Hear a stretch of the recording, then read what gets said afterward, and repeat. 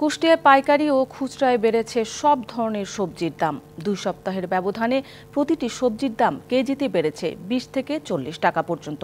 ভারী বৃষ্টি ও ঝোড়ো হাওয়ায় সবজি ক্ষেত ক্ষতিগ্রস্ত হওয়ায় দাম বাড়তি বলে দাবি ব্যবসায়ীদের। তবে সবজির দাম বাড়লেও ক্ষেত নষ্ট হওয়ায় লোকসানে কৃষক। কুষ্টিয়ার সবজির অন্যতম পাইকারি হাট সদর উপজেলার বৃত্তিপাড়া। প্রতিদিন সকালে উৎপাদিত নানা সবজি নিয়ে হাটে আসেন কৃষক। জেলা ছাড়াও বাইরে থেকে আসেন পাইকাররা।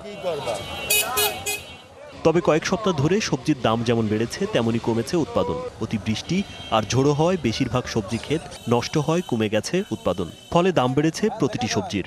এই বৃষ্টির কারণে ঝড়ে সম্পূর্ণই ক্ষতি হয়ে গেছে, গাছ মরে যাচ্ছে, গাছে জোর করছে। পাইকারি ব্যবসায়ীরা বলছেন, হঠাৎ করে সবজির বাজার লাগামহীন। প্রতিটি সবজির দাম কেজিতে বেড়েছে 20 থেকে 40 টাকা পর্যন্ত। গরম গরম রুটি, সাথে সুজির হালুয়া, দুর্দান্ত জুটি, তীর আটা ময়দার সুজি। কারণ তীর ছাড়া আমার চলেই না। বেচা তো সমস্যা হচ্ছে, বেচা এত দাম হতে বিক্রি হয় না। আমরা পরিরা মাল কিনতে এসে দেখছি আকাটা দাম, তা আমরা কোন ভাগে যাব?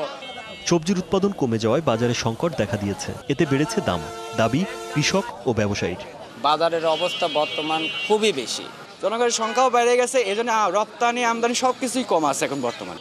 ক্ষতিগ্রস্ত কৃষককে সব ধরনের সহায়তা দেওয়ার কথা জানিয়েছে কৃষি বিভাগ। যে জমিতে ফসল পুরোটাই নষ্ট হয়ে গেছে, সেখানে তাদের আমাদের হর্টিকালচার সেন্টারের যে নার্সারি রয়েছে, সেই নার্সারি থেকে চারা সংগ্রহ করে দ্রুত চারা প্রতিস্থাপনের পরামর্শ প্রদান করে।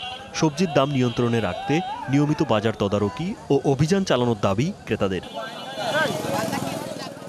DBC news desk.